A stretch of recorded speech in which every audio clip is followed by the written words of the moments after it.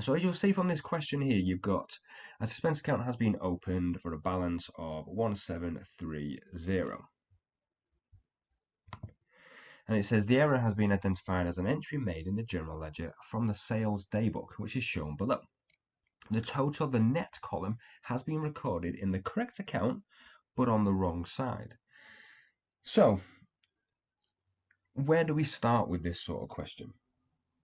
Well, first of all, let's read what it's asking for us. It says, prepare the journal entries, remove the incorrect entry, record the correct entry, and then remove the suspense account balance.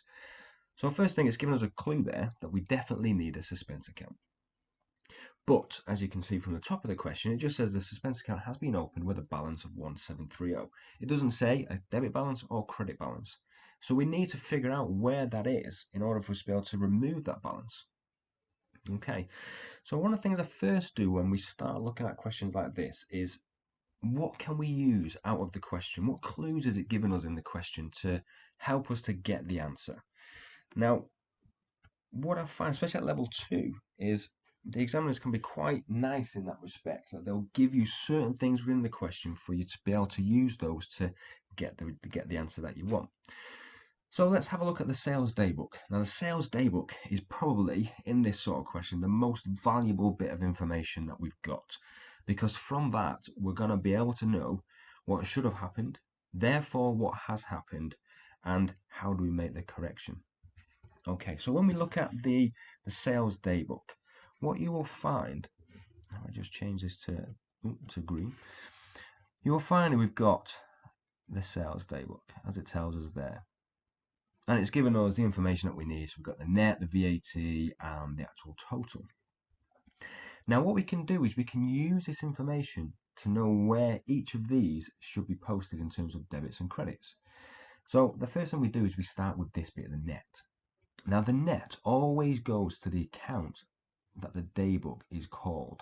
Okay, so it goes to the account with the same name as what the daybook is called. So because this daybook is called sales, the net needs to get posted to the sales account. You have to excuse me, I'm using a new pen. So to the sales account. The VAT, as we know, well, that's just always going to go to the VAT account. And the total, now the total always goes to the control account with what we're dealing with.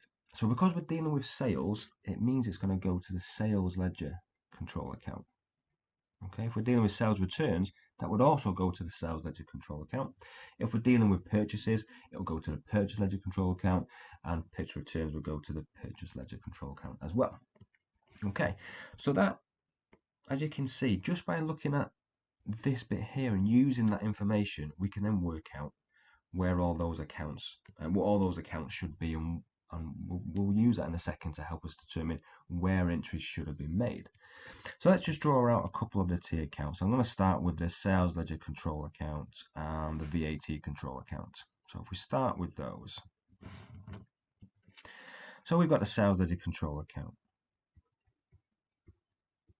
Now the sales ledger control account is what's known as an asset account, and an asset account is something that we're going to generate money from in the future. So obviously these are credit sales that go into the sales ledger control account, and these credit sales will sit in this control account until our customers pay us, and then obviously they'll be balanced off. So it's what's known as an asset. We're going to get that money in the future. Now an asset account, if you're using a dead click, for example, with debit, expenses, assets, and drawings, an asset account is a debit account. So that means that every time we increase the sales ledger control account, we're going to debit that account because it's a debit account. Every time we decrease the sales ledger control account, we're going to credit that account. Okay, so just by looking at the account name, tying it back into your method like dead click as to what type of account it is, we can then use that to determine where the increase or decrease in debits and credits should be going. And we can do that for the VAT account as well. So if we've got the VAT account, because this is sales, we're collecting VAT from our customers, it's not ours, and we have to pay it to the VAT man. So that means that the VAT is a liability. And a liability account, again, if you look at dead click, we will credit liabilities, income and capital. That means that every time we want to enter a new liability, we increase. So we're increasing the amount that we owe to HMRC. And every time we want to decrease that, we will enter that as a debit. Okay, so a liability is a credit account. So let's have a look at the information we've got. So it tells us that the total, which we're going to post to the sales of the control account, is 1038. Now, because that's a new sale, because it's from the sales daybook, we're going to increase what our customers owe us. So we're going to add that onto here. We're going to increase on the debit side. So 1038. Okay, so we posted that one. Let's have a look at the VAT. Now, we've just established that VAT is a liability, and this is a new sale, so therefore we're going to increase the amount that we owe to HMRC, and this is going to be a credit of 173. Okay. Now, before we get to the next account, let's have a look back at the question again. So it tells us that the total of the net column has been recorded in the correct account but on the wrong side. So that means that this amount here in the 865 has been recorded in the correct account, and we've just established that the correct account is sales. But what it's told us that we've posted it to the incorrect side. So which is the correct side then? So sales is an income account. And again, you know from your dead click, we're going to credit liabilities, income and capital. So an income account is a credit account. So when we make a new sale, it will go on the credit side. And when we want to decrease that, it will probably go on here, but we'll probably use a sales returns account instead. However, the correct side should be the credit side, but it tells in the question that we've posted it to the wrong side. So that means we have posted it here instead, 865. Because it tells us onto the correct side. It should have gone here, but instead we've posted it here. Okay, so that tells us then these first two parts. We've used information from the question to be able to check what should have happened. We've used the information from the daybook to help us to break down which account everything should go. We've used what type of account we're dealing with to determine where they should go in terms of debits and credits. And then we've written down what has happened. So we've done that. We've done both of those parts. And we've checked that it makes sense because it ties into the dead click system. Now the final part, no, not the final part, the third part here is create a mini trial balance to check if a suspense account is needed. Now we know a suspense account is needed because it tells us in the question we've got to remove the suspense account, but we don't know which side that suspense account balance is currently on. So let's just draw up a mini trial balance. So you'll probably know from your bookkeeping transactions that our trial balance has got to balance. The debits must equal the credits. If they don't, we create a suspense account to make it balance. And then we find out what that error is, and then we can make the correction. So let's just draw out our account. So we've got the sales ledger control account. We've got debit and credit. We've got the VAT account. And we've got the sales account. And then we'll just do a bit of a total at the end. So sales ledger control account we know is 1038. VAT we know should be a credit of 173. And we know that sales, even though it should be a credit, we have posted it on the debit side, 865. So let's just have a quick look at each of those. What are our balances?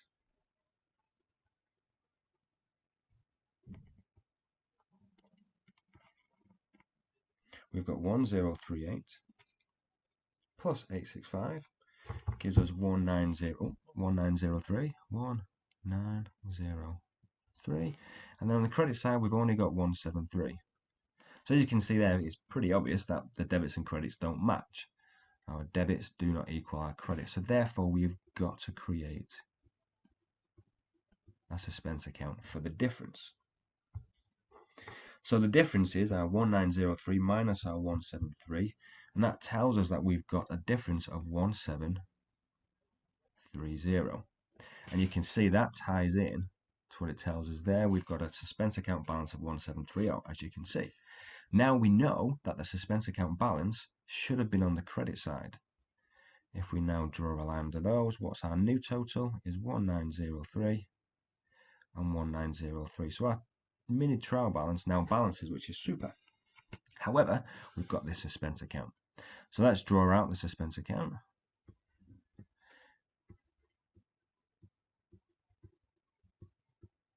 And it tells us that we've got a suspense account with a credit balance of 1730. So now we know which side that suspense account balance is on. And that's going to make it easier when we come to do this part here. Remove the suspense account balance. So let's go through and work through each of these steps now in terms of A, B, and C. So it says remove the incorrect entry. So we know that this one here, 865, is the incorrect entry. So in order for us to remove that, we then need to do a credit in the sales account for 865. So part A, remove the incorrect entry. We're going to put sales, and that's going to be a credit of 865. Now when we're doing journals, we should always make sure that we do the debit and the credit. So we've done a credit, so where should that debit go? That debit is going to go into our suspense account. Okay, so that's where that should go. We've got part A.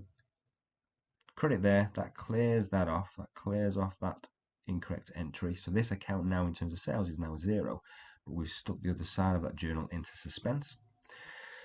So the next one says record the correct entry. Now the correct entry, as we establish up here, because it's a sales account, it's an income account, it should be on the credit side. We know it should have gone here.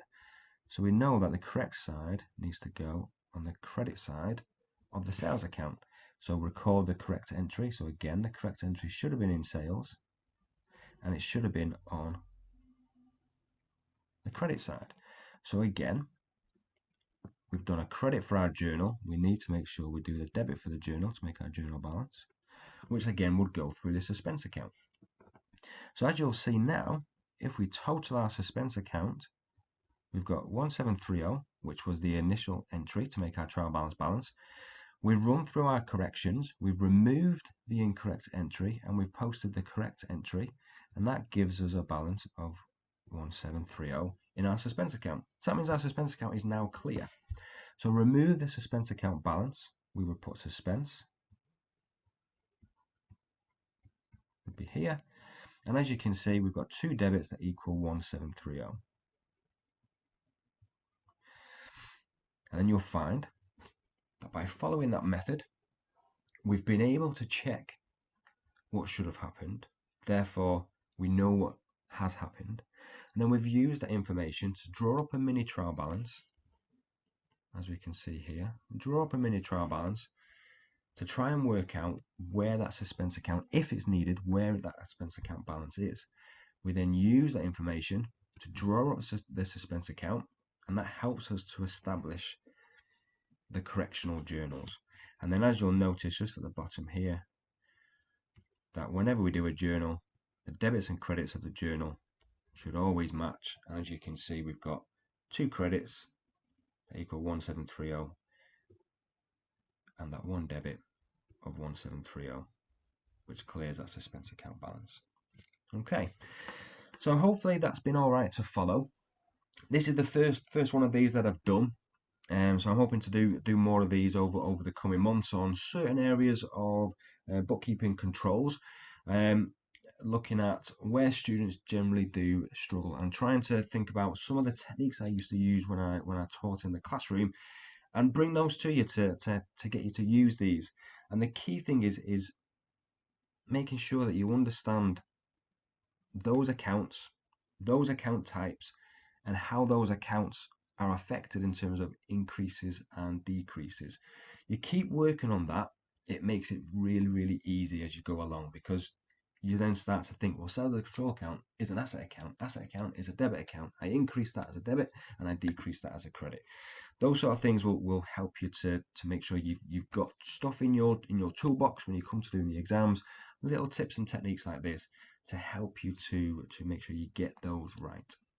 Okay, so if you really like this, as people usually say, put some comments in the bottom. If you don't like this, again, put some comments in the bottom. I'm always up for constructive feedback. The aim of these videos is really to help you guys. So any feedback at all, positive and constructive, please let me know, and I shall be sure to see you again ready for the next video. And if I don't speak to you before, good luck with your exam.